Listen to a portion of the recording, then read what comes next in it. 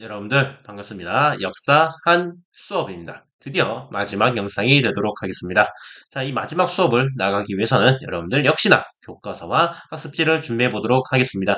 교과서는 여러분들 201쪽입니다. 201쪽, 201쪽부터 해당하는 내용을 나가도록 할 거고 학습지는 69쪽입니다. 학습지는 69쪽. 다들 준비됐나요? 자, 준비됐으면 화면을 같이 보도록 하겠습니다. 오늘은 무엇을 배울 것인가?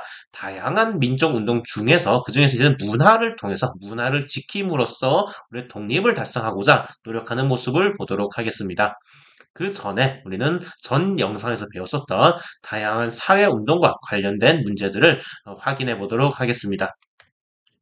자, 첫 번째 문제 보도록 하겠습니다. 암태도 소작쟁이가 전개되던 시기에 일제는 헌병경찰제도를 실시하였다. 자, 여러분 이 문제는 시기를 알고 있니? 라고 묻고 있는 거예요. 자, 그렇다면 암태도 소작쟁이가 전개되는 시기는 언제였나요, 여러분들? 이 시기가 1920년대였다라고 1920년대 문화 통치 시기였다는 거고 그리고 이 헌병경찰제도를 실시했을 때는 언제였다 여러분들? 헌병경찰제도 무단으로 통치했던 거, 공포로서 통치했던 시기는 언제였다? 1910년대였다라는 거죠. 1910년대 무단 통치 시기였다라는 거죠. 시기가 일치하지 않기 때문에 X가 될 수 있다라는 겁니다. 자, 여기서 하나 더 나아간다면요. 1920년대 암태도 수학쟁이로 대표되는 이 운동의 특징은 무엇이었다? 특징. 무엇을 요구했었다? 여러분 주로 가장 핵심적으로 요구했던 건 무엇이다? 우리 살려달라라는 거였습니다. 바로 생존권 투쟁이었다라는 거. 생존권 투쟁 그 대표적인 게 소작료를 인하해달라. 소작료 인하 또 소작권을 보장해달라. 소작권 보장 이런 요구들을 했었다라는 거였죠. 자, 두 번째, 고종의 국장일에 발생한 만세운동의 결과 민정유일당 조직의 공감대가 형성되었다. 자, 이 문제는 한 사건에 대한 결과 또는 한 사건에 대한 설명을 알고 있냐라는 거예요. 이 사건이 뭔가 바로 이 만세운동을 말하고 있죠. 그럼 이 만세운동 힌트는 어디 있는가? 바로 앞에 있습니다. 고종의 국장일에 발생한 만세운동, 즉 고종이 죽고 나서 고종을 장례를 치렀을 때입니다. 고종의 장례와 관련한 만세운동 뭐였다, 여러분들? 바로 3일 만세 운동이었다라는 거죠. 자, 그럼 3일 만세 운동의 결과 민정유일당 조직의 공감 형성되었나? 아니라는 거죠. X라는 거죠, 여러분들. 이거 관련된 사건은 무엇인가? 60만세 운동이다라고 했습니다. 60만세 운동의 결과 민정유일당 조직, 즉 60만세 운동은요. 사회주의 계열, 천도교, 학생 등 다양한 사상과 경향과 계층들이 함께 했었다는 거였어요, 여러분들. 그들이 함께 준비하다 보니까 우리 같이 할 만하네. 우리 서로 지향하는 바가 다르지만 서로 뭐라 해야 될까요? 사상이 다르지만 그래도 함께 준비하고 함께 할 만하네. 한 팀으로 갈 만하네. 유일한 당을 만들 만하네. 라는 공감대 형성되었다는 거예요, 여러분들. 그 말인 거예요. 그리고 60만세 운동은요, 고종과 관련된 게 아니라 60만세 운동은 순종의 장래일과 관련된다라는 걸 배웠습니다. 3번 나주로 향하는 기차 안에서 발생한 한일 학생과 갈등으로 인해 발생 운동은 신민의 지원을 받았다. 자, 이 문제는요. 이 운동에 대한 설명을 알고 있니? 너 이 운동에 대해서 알고 있니? 라고 묻고 있는 거예요. 자, 그럼 이 운동은 무엇인가? 바로 여기에 힌트가 있습니다. 이 운동은 나주로 향하는 기차 안에서 학생과 갈등으로 인해 시작한 운동이었어요. 학생들이 일으킨 운동이었어요. 어디서? 광주에서. 그래서 이 운동은 뭐냐? 광주 학생 항일 운동임을 알 수가 있겠죠. 광주 학생 항일 운동 그러면 신민의 지원을 받았냐라는 거죠. 서포트를 받았냐? 아니라는 거죠. 이미 시간적으로 맞지도 않아요. 시기적으로. 광주 학생 항일 운동이 일어났을 때는 1929년이었다는 거고 신민회는 이미 1911년에 해체가 됐어요. 없어졌어요. 그래서 시기를 맞지도 않을 뿐더러 이들 지원했던 건 누구였다? 신간회가 지원해줬다는 거죠. 그래서 정답은 X가 될 수가 있겠습니다. 이처럼 여러분들 각 사건들의 시기를 알아야 되고요. 각 사건 특징 및 전개 과정, 전개 또는 그들에 대한 설명을 여러분들은 파악을 해야지 문제 푸는데 용이하다라고 볼 수 있겠습니다. 자, 다음으로는 이제 수능과 한능검을 통해서 같이 파악해 보도록 하겠습니다. 다음 자를 활용한 탐구 활동으로 가장 적절한 것은 평양의 고무직공의 살이 깎이지 않기 위하여 내 한 몸이 죽는 것은 아깝지 않습니다. 그래서 나는 죽음을 각오하고 이 지붕에 올라왔습니다. 나는 평온 고무공장 사장 임금을 삭감하겠다는 입장 처리하기 전에는 결코 내려가지 않겠습니다. 자, 지금 이거 운동을 주도하는 계층 또는 그 직업이 뭔가요, 여러분들? 학생인가요? 노동자인가요? 농민인가요? 아니면 뭐 양반인가요? 아니면 공무원인가요? 아니면 군인인가요? 계층이 누구죠, 여러분들? 바로 공장에서 일하는 노동자라는 거죠. 노동자라는 거죠. 노동은 뭘 요구한다? 임금, 즉 월급의 문제를 주장하고 있다는 거죠. 노동자가 월급과 관련된 주장하는 것을 탐구를 해봐야겠네요. 자, 1번.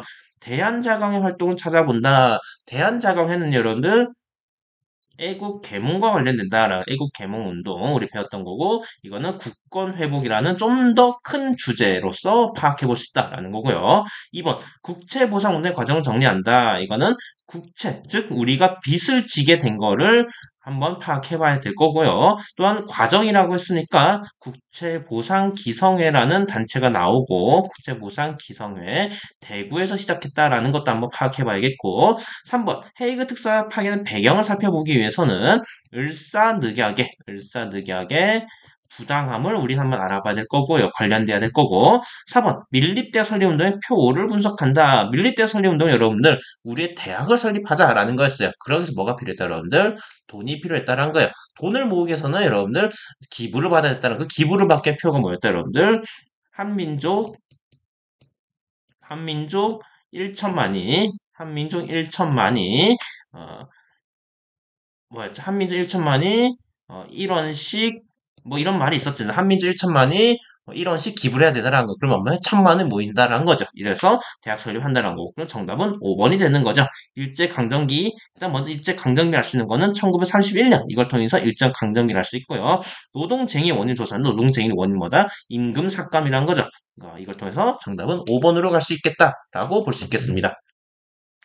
42번 다음 자료에 나타난 민족운동에 대한 설명으로 옳은 것은 민족운동 무슨 민족인가 알아봅시다. 2천만 피압박 민중제군이여 우리 2천만 생명을 사랑하고 조국을 사랑하는 광주 학생 남녀 수십 명이 빈사에 중상을 입었다. 고뇌하는 청년 학생 200명이 불법으로 철장소에 갇혀 있다. 그들은 정의를 위하여 거리로 나가 시위를 했다. 그러나 지배계급에 미친 게 이빨에 물리고 말았다. 우리들은 광주 학생 석방을 요구한 동시에 참을 수 없는 피눈물로 시위대를 나가는 것이다. 치안유지법을 철폐하라. 총독 포갑 정치 절대 반대한다. 라는 걸 통해서 여러분들 일단 광주에서 일어난 민족운동인 거고요. 그 광주 지역에서 일어난 여러 운동 중에서 어느 시기냐? 바로 일제강점기라는 것을 이 총독이라는 표현과 치안유지법 표현을 통해서 알 수가 있다는 거 정리하면 여기 있는 정보들을 조합하면요. 일제강점기에 있었던 광주의 일제강점기에 광주에서 일어난 항일운동임을 알 수 있겠네요. 그렇다면 일제강점기에 발생한 광주에서 일어난 항일운동이 뭐였죠, 여러분들? 그게 광주 학생 항일 운동이겠죠, 여러분들. 자, 첫 번째, 순종의 장례를 맞아. 순종 관련된 거 여러분들 60만세 운동이었죠. 60만세 운동. 참고로 고종은 3.1 운동이었다라는 거고요. 2번, 대한민국 임시정부 수립에 영향을 주었다. 이게 3.1 운동과 관련된 내용이죠. 3번, 조선 사람 조선의 것, 즉 메이드 인 조선을 쓰다. 메이드 인 조선 것을 쓰다. 이건 뭐였죠, 여러분들? 우리의 물산을 장려하자라는 거죠. 물산 장려 운동이었죠. 4번 신간의 지원을 받을 정학선이었다. 정답은 4번이 될 거고 일본 프랑스의 노동단체로부터 격려 지원을 받았다. 이거는 원산 총파업과 관련된 문장입니다. 원산 총파업과 관련된 문장. 그래서 정답은 4번이 되도록 하겠습니다. 이런 식으로 여러분들 민족운동, 우리의 다양한 사회운동들의 내용들을 좀 파악할 필요가 있다라고 볼 수 있겠습니다. 자, 오늘 배울 학습 목표를 세 가지로 정리해 보도록 하겠습니다. 같이 읽어봐요, 여러분들. 첫 번째, 민족 문화를, 그러니까 우리의 문화를 수호, 지키기다. 지키기 위한 노력을 하게 됐는데, why? 왜 하게 됐는가? 한마디로 말하면, 일제의 탄압이 있었다라는 거, 일제 탄압이 있었기 때문에 우리는 지키고자 합니다. 자, 그러면 어떻게 탄압하는가 간단하게 보도록 하고 두 번째로 이 지키는 것을 주로 어디 부분이냐면 한글과 역사 중심으로 한번 파악해 보도록 하겠습니다. 그 외에 일제강점기 시기에는 대중문화와 문해활동 등이 나타나게 되는데 그게 어느 시기에 무엇을 하게 되었는가를 한번 알아보도록 하겠습니다. 이 모든 학습을 달성하면 여러분들 이제는 마저 여기까지 채우게 되면서 그 위로 올라갈 수 있게 됩니다. 여러분들 축하드립니다. 자, 먼저 이번 단원의 큰 틀을 먼저 잡아보도록 하겠습니다. 문화, 컬처란 무엇인가? 컬처는 무엇인가? 컬처는 무엇인가? 문화란 정신, 생각입니다. 눈에 보이진 않지만 여러분들의 정신을 지배하고 있는, 생각을 지배하고 있는 여러분 머릿속에 있는 무언가입니다. 그게 오랫동안 누적되어 온 겁니다. 오랫동안 누적되어 온 거예요. 무엇이 누적되어 왔는가? 문화의 구성 요소를 보면 다음과 같이 볼 수 있습니다.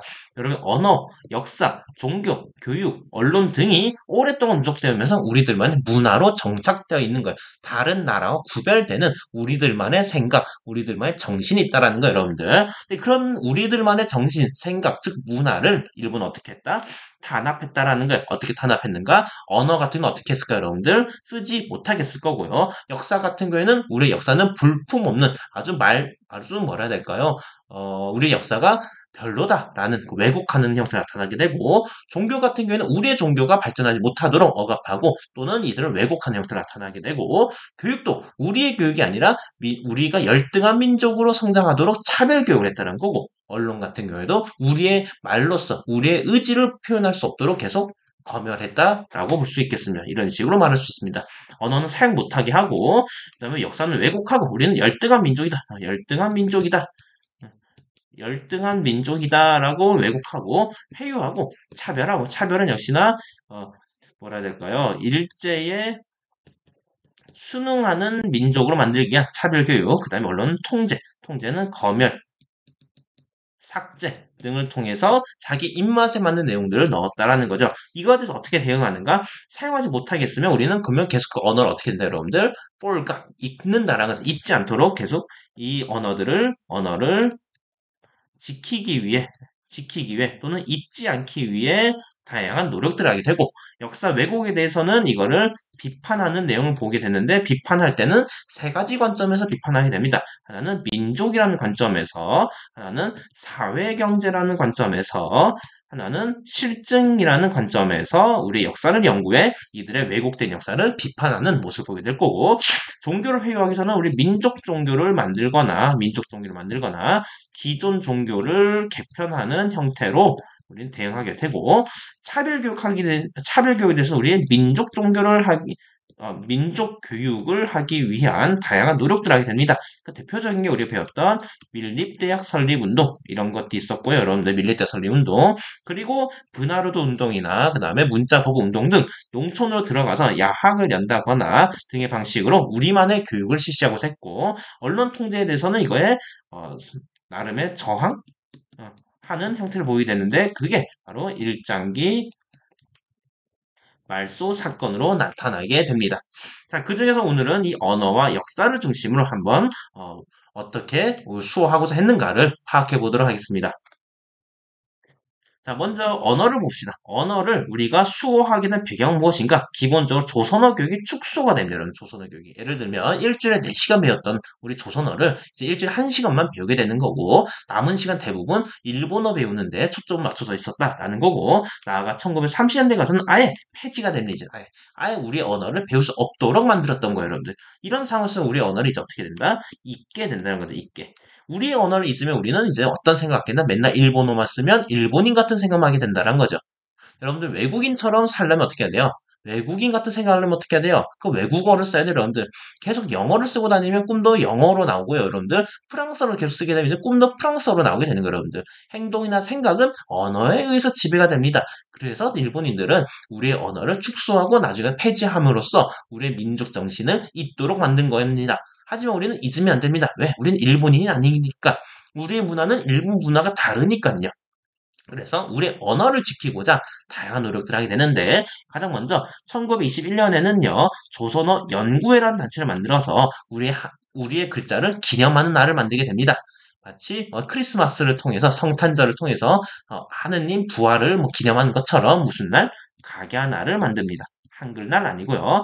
그리고 우리 한글의 우수성을 홍보하는 잡지를 만들게 되는데 그게 한글이라는 잡지를 발행하게 됩니다. 어디서? 조선어 연구회에서 이 연구에는 이제 개편됩니다. 학회로 우리 이거를 조선어 학회라고 부릅니다. 조선어 학회. 이 조선어 학회는요, 문맹 퇴치 운동을 지원하게 됩니다. 우리가 배웠었던 조선일보에서 한글 원본을 활용해 문자 보급했던 거, 문자 보급했던 이런 내용들이 있죠. 이런 것들을 조선어 학회에서 지원하는 형태를 보이게 됩니다. 그리고 우리의 글자들을 전국에 쓰는 글자들을 모아서 큰 사전 하나 만들게 됩니다. 이게 뭐냐? 우리말 큰 사전이라고 합니다. 이 우리말 큰 사전을 편찬 시도했으나 완성은 아직 안 했어요. 완성은 못했고 완성은 광복 후에 완성이 됩니다.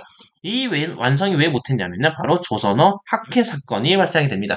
당시 일본은요, 이 조선어 학회가 치안유지법을 위반했다는 이유로 조선어 학회의 회원들을 모두 다 체포하게 됩니다. 그 과정 속에서 우리말 큰 사전을 편찬하기 위한 다양한 기초 자료들이 있었습니다. 이 자료들을 일본에서 빼앗고자 했으나 우리는 어떻게든 지켜내고자 했고, 그게 어디서 발견됐냐면 서울역 창고에서 발견이 됩니다.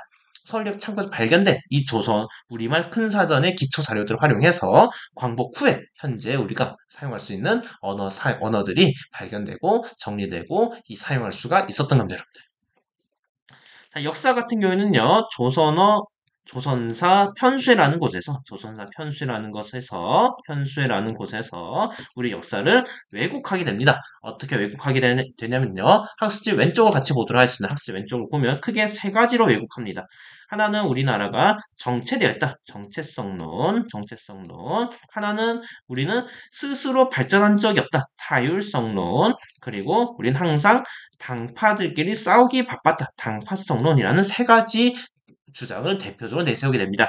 정체성론은 말 그대로 우리는 정체되어 있었다는 거 우리는. 그러니까 우리가 뭐라 해야 될까요? 구석기, 신석기 시대에 정체되어 있다.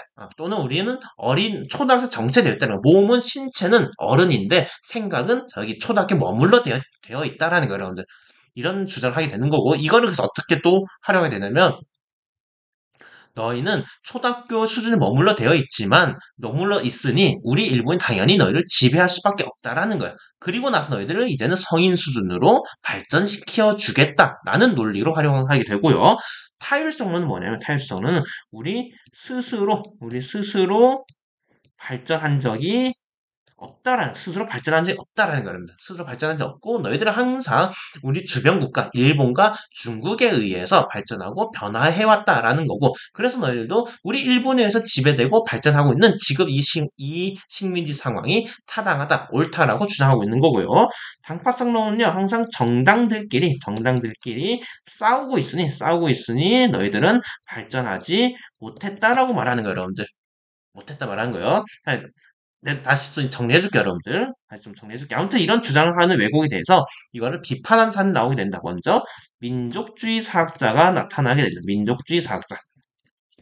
민족주의 사학자는 크게 두 사람 있습니다. 박은식과 신채호. 이들은 민족이라는 관점에서 역사를 연구합니다. 즉 이게 무슨 말이냐면요. 우리 민족만의 다른 민족과 특히 일본 민족과 구별되는 우리 민족만의 특유의 역사, 특유의 의식, 특유의 관점이 있다라는 거예요. 그거를 박은식은 국혼이라고 표현한 거고요. 신채호는 난가 사상이라고 표현한 겁니다. 그래서 학습지 왼쪽에 보면요. 박은식은요. 개항기 때부터 유교 구신론 주장한 사람으로서 일제강점기에는 국혼이라는 개념을 활용해 우리의 민족만의 특유의 역사 발전을 해왔다는 거예요. 그 다음에 신채호는요. 개항기에 독사실론을 편찬함으로써 우리의 역사를 연구했던 사람인데 일제강점기에는요. 난가 사상을 활용해서 우리 민족만의 특유의 의식이 있었다는 거예요. 이처럼 박은식과 신채호는 이 국혼과 난가 사상을 통해 뭘 말하고자 하냐면 우리 민족도 자율적으로 스스로 발전해왔다는 걸 말하고 싶은 거예요. 우리는 우리의 주체적인 의식에 따라서 타 국가의 개입의 간섭에 의해서 우리의 주체도 없이 그냥 막 개입에 의해 발전해온 게 아니라 우리 민족만의 의식인, 즉 국혼과 난가 사상을 통해서 우리는 우리만의 역사를 자율적으로 스스로 발전해왔다는 것을 주장하고 싶은 거예요. 즉 타율성론을 비판하는 게 뭐다? 민족주의 사학자다라는 거예요. 자, 사회경제사학은 뭐냐면요. 역사의 발전은 사회 경제 구조에서 보는 거예요. 생산 구조에 따라서 역사가 발전한다 보는 거예요. 민족주의 사학자는 역사 발전 뭘로 봤다? 바로 우리 민족의 특유의 의식이라는 거예요. 바로 사상이라는 통해서 발전해왔다라면요. 사회경제사학은 역사의 발전의 원인을 뭘로 봤다? 바로 생산 구조로 봤다라는 거예요. 과학은 완전 선사시대의 그 생산 구조는 무엇이었다? 채집, 사냥 이런 것들이었고요. 그다음 시대가 흘러서 농업, 경제를 통해서 우리 생산을 통해 발전해 왔다라면 자본주의 와서는 돈을 통해서 발전한다라는 게 뭐다? 그게 사회경제 사학입니다. 이 사회경제사에서 보는 사관을 유물사관이라고 부르는데요. 유물사관이라고 부르게 되는데 이 입장에서 연구한 사람은 누군가? 바로 백남운이라는 사람입니다. 백남운. 백나무이라는 사람은요, 유물사관 입장에서 우리의 역사를 발전 과정을 보게 되는데, 발전 과정을 보게 되니까, 우리도 서양 세계와 동일하게, 일본과 동일하게, 똑같은 법칙으로 처음에는 원시 공산사회 함께 공동으로 물건 생산했다가 그다음에 노예제 사회 즉 노예를 통해서 생산을 했다가 그다음에 봉건제 사회 봉건 방식으로 생산을 했다가 그다음에 자본주의 사회 돈으로서 생산하는 방식으로 발전을 동일하게 해왔다라는 거예요. 즉 우리는 정체된 적이 없다라는 거예요. 우리도 똑같이 발전해오고 있었는데 일본 놈들이 우리를 강제로 점령하는 바람에 이 발전이 중간에 끊기게 되었다라는 거예요. 그러니까 일본 너희들 잘못했다고 주장하는 거예요. 즉 뭘 비판한 거예요, 여러분들? 백나무는 정체성론을 비판하고 있다라고 볼 수 있습니다. 우리는 정체된 적이 없다라는 거 우리도 개화 정책을 통해서 우리도 자본주의 국가로 발전하고 있었다는 거 스스로 발전했었다라는 거예요. 하지만 일본이 강제로 점령하는 바람에 우리의 발전은 멈췄다라고 주장하는 게 뭐다? 바로 백남훈의 사회경제 사학이다라고 볼 수 있습니다. 그리고 마지막에 하나가 뭐냐면 실증사학이 있습니다. 실증사학은 뭐냐? 실증나도록 연구한다라는 게 아니라 실증나도록 실제로 증명하는 거예요. 과연 우리의 역사, 이 역사가 진짜냐라고 실제로 증명하는 거고 그 대표적 학회가 뭐냐면 진단학회라는 연구 단체가 있습니다. 진단학회는요, 역사를 실제로 증명하고자 하는 단체다. 언제? 1930년대에 나왔다라고 볼 수 있겠습니다. 자, 다음 사례를 보도록 하겠습니다, 여러분들. 박은식이 강조하는 건 무엇인지 단어를 찾아보자. 옛사람이 나라는 멸망할 수 있으나 그 역사는 결코 없어질 수 없다 말했다. 나라가 형체라면 역사는 정신이기 때문이다. 이제 우리나라 형체가 없어져 버렸지만 정신은 살아남았다. 정신을 강조하고 있죠. 자, 신체고 정의는 역사는 무엇인지 문장을 찾아보자. 역사는 무엇인가? 인류 사회 아와 비아의 투쟁의 시간부터 발전하며 공간부터 되는 신적 활동의 상태 기록이니 조선 사람 하면 조선민족이 그리되어온 상태의 기록이다. 그러니까 조선민족이 그리되어온 건 뭐예요? 아와 비아의 투쟁이라는 상태에서 기록된 거다라는 거예요. 나와 내가 아닌 것의 투쟁 속에서 끊임없이 생존해오면서 발전해온 역사다라는 거예요, 여러분들.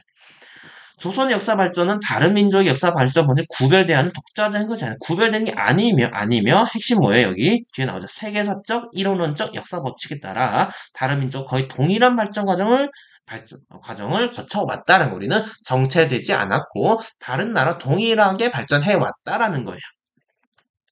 그래서 이렇게 쓸 수가 있습니다, 여러분들.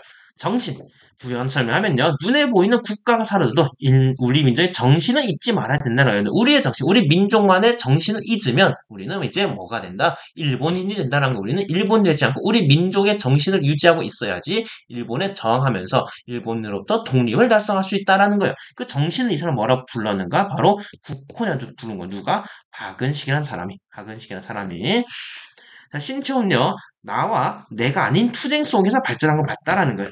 즉, 우리의 역사는요, 끊임없이 나와, 그러니까 우리의 민족과 우리 민족의 타 민족, 중국 민족도 있을 것이고, 일본 민족도 있을 거예요. 그들과 투쟁 속에서 끊임없이 지켜오고 발전해 왔다라는 거예요. 그렇다면 우리가, 그냥 아라는, 우리 민족이라는 아가 투쟁 속에서 생존할 수 있었던 뭔가, 이 투쟁 속에서 생존할 수 있었던 이유는 무엇인가? 바로 우리만의 정신이 있었다는 거예요. 그 정신을 뭐라 불렀는가? 이자는 낭가 사상에 불렀던 거예요. 신라 시대에 있었던 화랑들의 정신입니다. 화랑들의 정신. 우리들은 화랑들의 정신을 갖고 있는 민족이기 때문에 우리 민족은 사랑의 정신을 끊임없이 갖고 있고 이거는 일본과 구별되는 거기 때문에 우리는 이 정신을 유지하면서 보존하면서 투쟁 속에서 살아남을 수 있었다라고 보는 겁니다, 여러분들. 따라서 신청 말하고 싶은 건 뭐냐? 우리 민족은 우리 민족의 정신을 잊어서는 안 된다 이 말인 거야. 왜냐? 비하, 즉 현재는 이 당시에는 일본이라는 비하겠죠. 비하, 우리가 아닌 민족, 즉 일본 민족과의 투쟁 속에서 살아남을 어떻게 된다? 일본의 정신이 아니라 우리의 정신을 지키고 유지해야 된다라는 거예요. 자, 백나무의 줄자는 이렇게 말하고 있습니다. 이론론적 역사 법칙이란 이렇게 발전하는 거예요. 이렇게 발전하는 건데 일본의 주장은 뭐냐면 일본의 주장은 너희들은 이 노예제 시대에 일본은 너희는 이 시대에 정체되어 있다라는 거예요. 정체. 너희는 지금 신체는 성인인데 지금 너희들의 생각은 어디 있다? 바로 노예제 시대에 있다라는 거예요. 이 노예제 시대에 있기 때문에 너희들의 점령당한 건 당연한 거다라고 말하고 있는 거예요. 하지만 백나무는 말합니다. 우리는 원시공산제, 노예제, 봉건제, 자본주의로 발전을 하고 있었다는 거예요. 발전하고 있었는데 너희들이 강제로 점령하는 바람에 우리의 발전은 멈췄다라는 거예요. 그래서 우리는 정체된 적이 없다라는 거예요. 사실 정체된 적 없고 우리 발전하고 있었다라는 거예요. 백나무는 정체성론을 비판하고 있다라고 정리할 수 있겠습니다. 자, 방금 말한 역사를 좀 이렇게 정리해 볼게요. 여러분들. 기본적으로 이 개념을 좀 가져갑시다. 역사를 연구한다. 역사를 연구한다. 역사를 연구한다. 우리는 이거를 역사학이라 부릅니다. 역사학이라 불러요. 역사학의 주요 관심사는 뭐냐면요. 변화예요. 변화. 또는 발전이에요. 변화, 발전 요인이 무엇인가라. 요인이 무엇인가. 자, 이 관점에서 본다면 먼저 타율성론. 타율성론을 말하고 있는 뭐냐면 변화, 발전 요인은 타인의 간섭에 의해서 변화해 왔다라고 말하고 있는 거고요. 그다음에 정체성론은 뭐냐? 정체성론은 뭐냐? 너희들은 변화가 정체되어 있다. 멈춰져 있다. 라고 말하는 거고요. 그 다음에 당파성론은 너희를 정당 간의 맨날 다툼으로 인해서 발전이 되지 못했다고 말하고 있는 거예요, 여러분들. 그 중에서 타율성론을 비판한 게 민족주의 사학이었다라. 민족주의 사학이에요. 민족주의 사학. 민족주의 사학은 뭐예요? 발전 어떻게? 민족의 정신이 있기 때문에 우리는 발전해 왔다는 거예요. 어떻게? 우리는 스스로 자율적으로 발전했다는 거고, 이 정신을 백나무는 국혼이라고 표현한 거고요. 신채호는 난가사상이라고 표현한 겁니다. 난가사상 표현한 거예요. 이런 정신이 있었기 때문에 우리는 스스로 자율적으로 역사를 변화하고 발전해왔다는 거예요. 특히 신체호가 되는 아와 비하의 투쟁 속에서도 우리는 우리 민족만의 난가 사상이 있었기 때문에 발전할 수 있었다라고 말하는 거고, 정체성론 같은 경우에는요, 사회경제사학에서 많이 이걸 비판하게 됩니다. 사회경제사학은 아까 기본적으로 생산 수단의 변화인 거예요. 처음에는 공동으로 함께 먹을 것을 생산한다면요. 이제 시간 지나서 노예들로 하여금 생산을 하게 하고요. 그다음에는 이제는 봉건제에 대한 개념을 정확하는 여러분 스스로 한번 찾아보시고 일단은 봉건제 방식으로 생산을 했다가 자본을 통해서 우리는 생산하는 방식으로 이렇게 발전한다라는 걸 기본적으로 깔고 일본은 어떻게 보냐면 일본은 이 노예제 생산 방식에서 우리는 정체되어 있다를 봤다면 백나무의 사람은요 우리는 공동으로 함께 생산 수단에서 노예제, 그다음에 봉건제, 자본주의, 돈에 의한 생산 수단을 우리는 발전하고 있었다라는 거 우리는 정체된 적이 없었다라는 거예요 여러분들. 정체된 없었다라고 주장이 뭐다? 백나무의 주장이다라는 거고 당파성론 여러분들 이거는 전 특별한 누구라고 말하기는 어렵다라고 볼 수가 있겠습니다 여러분들. 그래서 이렇게 정리할 수 있습니다. 이해가 되셨습니까? 자 이제 다른 거 간단히 보도록 하겠습니다. 종교 같은 경우에는 3.1운동 이후 다양한 회의와 탄압이 있었는데 이거에 대해서 우리는 어떻게 대응했냐면요. 만주에서는요. 우리 민족 중인 대종교는 중광단을 조직하게 되고 이 중광단은 북로군정서로 개편하면서 독립전쟁에 뛰어들기도 했었다라는 거죠. 독립전쟁. 대표적인 게 청산리 전투. 봉오동 아닙니다. 북로군정서는. 참고로 대종교는 단군을 믿는 거예요. 그 다음에 개벽, 신여성 등 이 대중들을 위한 활동을 한 게 어딘가? 천도교입니다. 천도교는 동학이 개편된 겁니다. 동학이 개편된 게 천도교입니다. 그 외에도 여러분들 천도교 소년회라는 단체를 만들어서 어린이들의 소년들의 인권을 높여주고자 노력했었다는 거죠. 그리고 불교 같은 경우는요, 한용운이란 사람이 만당을 조직해서 일본의 회유와 탄압에 대해 저항하는 활동을 했었고, 참고로 한용운은 조선 불교 유신회를 유신론을 주장한 사람, 조선 불교 유신론을 주장한 사람입니다. 천주 개신교는 이런 활동을 했고요. 그 다음에 박중빈이라는 사람은 이 불교를 좀 더 대중화하기 위한 좀 더 쉽게 만든 게 원불교라는 걸 만들게 됩니다. 그다음 교육 같은 경우는요, 이 기초교육을 비판하기에 우리 민족교육을 하게 됩니다. 민족교육. 이 민족교육을 하기 위한 대학 설립, 밀립대학 설립 운동이죠. 야학, 계량사당, 뭐 여성교육도 노력한다는 거고, 이런 걸 통해서 이 기초교육, 보통교육에 대응하는 활동들을 하게 됩니다. 사실 민족교육에는 우리 언어, 즉 문자 보급하고도 관련된 거죠, 여러분들. 우리 언어, 우리의 역사 등을 주로 가르쳤다라는 어디서? 이 안에서. 언론 같은 경우는요, 언론 허용됐습니다. 그러면서 언제? 바로 이게 문화통치 시기에는 동아일보, 조선일보 등 민족 언론사들이 설립이 되었다라는 거고, 자, 그러면서 이제, 이 언론사들이 이제는 일본에 조금씩 정한 형태를 띠게 됩니다. 그게 뭔가 일장기 말소 사건이 있습니다. 일장기 말소 사건은요, 베를린에서 뛰었던 우리의 손기정 선수죠. 손기정 선수가 당시 무슨 어느 나라 대표로 뛰었냐면요. 우리나라 없으니까 일본의 국기를 달고 뛰었습니다. 일본 국기 뛰었는데 베를린 올림픽에서 1등을 했습니다. 1등을 했으면 이 단에 서서 금메달 받겠죠. 그러면서 이제는 일본의 국가가 흘러나옵니다. 그러면서 이 손기정 선수는 이렇게 고개를 숙이고 있습니다. 자기 나라의 국기를 달고 못 뛰어서 매우 어떤 감정이었을까? 매우 슬픈 감정이었을까요? 매우 아쉬운 감정이었을까요? 어떤 그런 감정 속에서 이 사진이 실립니다. 하지만 우리 언론사는요, 우리나라 사람이 뛰어서 1등 한 건데 어찌 일본의 국기를 달고 1등 그 사진을 기재할 수 있냐라는 것. 그래서 그 일장기 사진을 이렇게 지웁니다. 싹싹싹 지워요. 하얀색으로. 그걸 일본이 이제 문제 제기합니다. 문제 제기하면서 이들의 신문 통화일보와 조선중앙일보는 무기한 잠시 정지가 됩니다. 그러다가 40년대 와서는 모든 신문들이 없어집니다. 폐간되는 형태로 나타나게 됩니다. 자, 이제는 일제강점기 시기의 대중문화에 대해 일반적인 문화에 대해서 보도록 하겠습니다. 민족 문화가 아니라 일반적 문화를 보게 될 건데, 당시 연극에서는요, 1923년에 새로운 공연을 연구하게 됩니다. 언제? 토할 때까지 매일 월요일인 듯이 토할 때까지 연구합니다. 우리는 그거를 토월회라고 부르게 됩니다. 영화 같은 경우에는 우리나라 만국의 서름을 표현한 영화는 아리랑이라 하고요. 이걸 나운규라는 사람이 제작한 언제? 1926년. 그리고 1930년대는요. 저항문학으로서 윤동주라는 시인이 서시 등을 작성하게 되고, 그리고 잡지로서는 개벽, 별건곤, 삼천리, 신여성 등이 나오게 되는데, 이거는 모두 다 천도교에서 발행한 잡지들이다라고 볼 수 있습니다. 그 외에 당연한 것들, 예술은 서양음악, 가요 같은 경우에는 당연히 다양한 이런 기기들이 들어왔다라는 거죠. 특별히 볼 건 없습니다. 참고로 여기서 여러분 얻어가야 될 것은요. 이런 연극, 영화, 잡지 등 다양한 또는 문학 등 다양한 대중문화가 나올 수 있었던 이유는 뭐다? Why? 왜? 바로 문화 통치라는 부드러운 상황이라는 거죠. 문화 통치였기 때문에 다양한 활동이 가능했다라는 거예요. 자, 해서 여러분 오늘 모든 수업은 여기까지 끝내도록 하겠습니다. 그리고